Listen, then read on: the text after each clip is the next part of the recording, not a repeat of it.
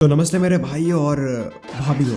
तुम सोच रहे होगे ना कि मैंने गलत डायलॉग बोल दिया, बट नहीं यार, मैं नहीं मानता कि सारी लड़कियां बहन समान होती हैं। तो आज हम जांच पड़ताल करने वाले हैं लिज ट्रस के बारे में कि क्यों उसने अपनी पीएम की सीट को छोड़ दी और क्या वजह थी, और ऋषि सुनक का फ्यूचर एज अ पीएम आगे क्या हो सकता है। देखो यार, जहाँ तक बात आती है लिज ट्रस की, तो वो पहले मेजोरिटी वोट के साथ ऋषि सुनक को हरा चुकी थी, बट एकदम से ना वक्त पलट गया, 10 बार पलट गए। वो खुद 45 दिन तक पीएम रही और फिर रिजाइन ही कर दिया। मतलब यार, पहले इलेक्शन जीतो, उसके बाद रिजाइन ही कर दो। बेचारे हमारे ऋषि भैया को ही पीएम बना देते उस टाइम पर, मजाक ही बना के रख दिया यार। फालतू का ही परेशान हो गए हमारे ऋषि सुनक भैया। हम करें तो करें क्या, बोले तो बोले क्या। खैर, ऐसा क्यों हुआ कि लिज ट्रस को 45 दिन बाद डायरेक्ट रिजाइन ही करना पड़ गया? तो चलिए इसके बारे में थोड़ा सा ब्रीफ में समझते हैं। तो अभी मैं आपको एक क्लिप दिखाने वाला हूँ। उस क्लिप को बड़े ही ध्यान से देखना, जितने ध्यान से आप अपनी एक्स की फोटो को देखते हो, क्योंकि अब उसी क्लिप के आगे पीछे, उसी क्लिप के अराउंड सारी बातें चलेंगी। I came into office at a time of great economic and international instability. Families and businesses were worried about how to pay their bills. Putin's illegal war in Ukraine threatens the security of our whole continent, and our country has been held back for too long by low economic growth. Given the situation, I cannot deliver the mandate on which I was elected by the Conservative Party.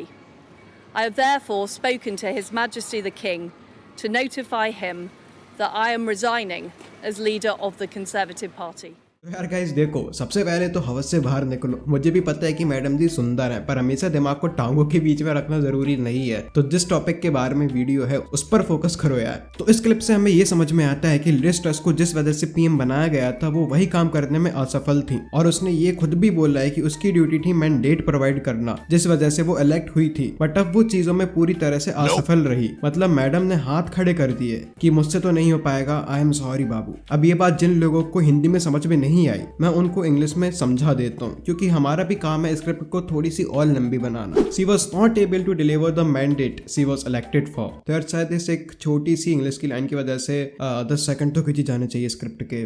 चलो आगे बढ़ते हैं। और सोचने वाली बात तो ये है, इस स्पीच से कुछ दिन पहले उसने पब्लिकली अनाउंस करा था कि आई एम अ फाइटर। मतलब मैं तो लड़ जाऊंगी अपने देश के लिए, मैं तो लड़ सकती हूँ। मैं हारने वालों में से नहीं हूँ, मुझे कोई नहीं हरा सकता। मैं अपने देश के लिए कुछ भी कर सकती हूँ, मैं अपने देश को सबसे ऊपर ले जाऊंगी। लेकिन बट सैडली ऐसी चीजें होती हमको दिखाई तो नहीं दी, क्योंकि ये बोलने के कुछ दिनों बाद ही she was like I am sorry बाबू, मुझसे तो ना हो पाएगा, आई क्विट। मतलब कि इस चीज को देखकर हम ये जरूर कह सकते हैं कि नाम बड़े और दर्शन छोटे। बेसिकली बात ये है कि लिज ट्रस की जिंदगी कुछ अभी अच्छी नहीं चल रही है। अब आप लोग सोच रहे होंगे कि ये बात हमको कैसे पता? अरे हमें सब पता चल जाता है अंदर की बातें, इसलिए तो हमारे चैनल का नाम क्यूरियोसिटी डोज है। कभी कभी लगता है कि पुनीत भगवान है।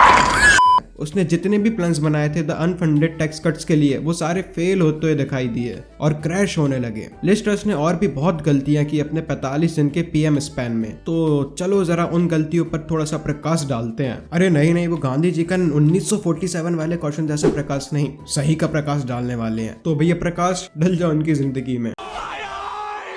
अपने 45 डेज के पीएम स्पैन में उसने अपनी 2 मिनिस्टर्स खो दिए। मतलब हमको ये साफ साफ दिखाई देता है कि मंगल इसके सर पर भारी है और शनि तो खत्म। अब लिज ट्रस मैडम जी ने कुछ कमाए हो या ना कमाए हो, बट एक टैग जरूर कमा लिया है, शॉर्टेस्ट सर्विंग ब्रिटिश पीएम का। यार बात मेन ये है कि इकोनॉमिक क्राइसिस बहुत ज्यादा है अभी यूके में, तो किसी भी मिनिस्टर के लिए आसान नहीं है डील करना इन सब चीजों से। अब जरा बात करते हैं ऋषि सुनक के बारे में, क्योंकि मैडम लिज ने तो रिजाइन ही कर दिया है। ऋषि सुनक बन चुके हैं यूके के पहले इंडियन ओरिजिन के प्राइम मिनिस्टर, जो कि काफी गर्व की बात है इंडिया के लिए कि हमारी कंट्री का सिटीजन बाहर जाके हमको रिप्रेजेंट कर रहा है। हालांकि प्राइम मिनिस्टर वो उनकी कंट्री का है, but still it is a गर्व का मूवमेंट हमारे लिए। अब क्वेश्चन ये आता है कि क्या ऋषि सुनक यूके की गिरती हुई इकोनॉमी को सुधार पाएंगे? क्या वो यूके की इकोनॉमी को उठा पाएंगे? क्या वो यूके को पहले जैसा बना पाएंगे? And the main question here हमारे इंडिया के लिए, क्या वो कोहिनूर को वापस इंडिया लौटा पाएंगे?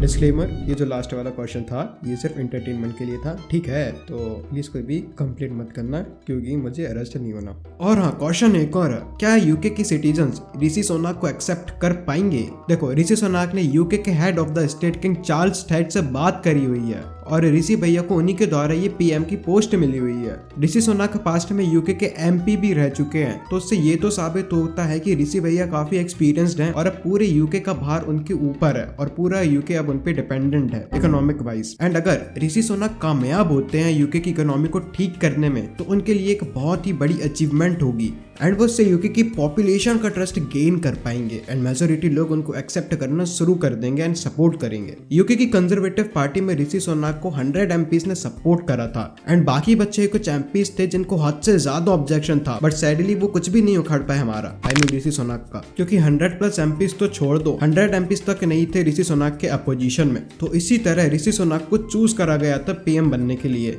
यूके का मतलब उत्तराखंड मत समझ लेना मेरे भाई, पता चले वीडियो खत्म हो रही है और तुम सर्च कर रहे हो Rishi Sunak become the PM of Uttarakhand. UK मतलब द यूनाइटेड किंगडम से मेरे भाई, उत्तराखंड नहीं, ठीक है। तो अगर इस सबका सार निकाले तो ये निकलता है कि वेट, ये निकलता निकलता वाली चीज मेरे मुंह से कुछ ज्यादा ही निकल रही है, बट नेवर माइंड। आज की इस वीडियो का टोटल सब निकाले तो हमें ये पता चलता है कि लिज ट्रस की तो नहीं हो पा रही थी यूके की इकोनॉमी को संभालना, तो दैट्स वाई उसने रिजाइन कर दिया। एंड ऋषि सुनक हमारे बड़े भैया जी इलेक्ट हो चुके हैं now as a PM of UK and अब तो वक्त ही बताएगा कि वो यूके की इकोनॉमी को कैसे सुधार पाएंगे या सुधार पाते भी हैं या नहीं। तो आज के लिए बस इतना ही, क्योंकि हम नहीं चाहते कि आपको क्यूरियोसिटी डोज की बजाय हम आपको ओवरडोज दे दें और आप चैनल को अनसब्सक्राइब करके चले जाओ। और अगर वीडियो अच्छी लगी है, लगी होगी तो लाइक जरूर कर देना, और अगर भैया वीडियो अच्छी नहीं लगी है तो सब्सक्राइब कर देना ताकि नेक्स्ट वाली वीडियो पसंद आ जाए, और कमेंट डाउन कि किस टॉपिक पर आपको नेक्स्ट वीडियो चाहिए। बाकी आज का मेरा समाचार यहीं पे अंत करता हूं मैं, और अंत करने से पहले मैं एक चीज कहना चाहूंगा, मेरे 190 सब्सक्राइबर्स, आई लव यू। बस यार जब भी वीडियो आए तो वापस वीडियो को देखने जरूर आया करो, सब्सक्राइब करके भूल मत जाया करो प्लीज। और रोड टू 500 सब्सक्राइबर्स कर दो यार, फटाफट होने वाले हैं, ज्यादा नहीं, बस 500 माइनस 190 310 रह गए हैं, करवा दो जल्दी से फटाफट। तब तक के लिए अपना ख्याल रखो, टेक केयर, बाय बाय, मिलते हैं नेक्स्ट वीडियो में। जय हिंद, वंदे मातरम।